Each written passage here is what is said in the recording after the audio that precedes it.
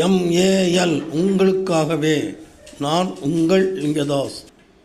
காங்கிரஸ் தோற்று திமுக வெற்றி பெற்றிருந்த நேரம் காமராஜர் அவர்கள் காலையிலிருந்து எதுவுமே சாப்பிடவில்லை, கண்ணீருடன் இருக்கிறார் என்ற செய்தி நடிகர் சோ கிடைக்கிறது.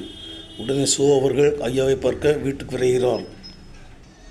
ஐயா அவர்கள் சோ வா என்று ஒற்ற வார்த்தையில் சொல்லிவிட்டு பேச மௌனமாகிறார். கண்களில் கண்ணீர் முட்டி நிற்கிறது. சோ அவர்கள் ஐயாவிடம் ஏன் இப்படி ஐயா என கேட்கிறார். அதற்கு ஐயா அவர்கள் சாராய கடை திறந்து விட்டார்கள் என்கிறார்.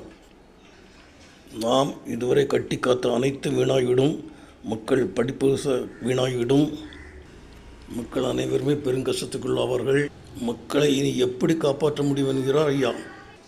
அதற்கு சோ அவர்கள் ஐயா உங்களை தோற்கடித்தவர்களுக்கு கிடைத்த சரியான தண்டனை தான் என்கிறார் சோ.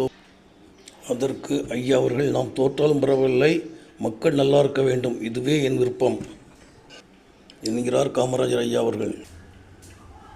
அதற்கு சோ அவர்கள் இதற்கு மேல் இருக்க முடியவில்லை, கிளம்பிவிட்டார்.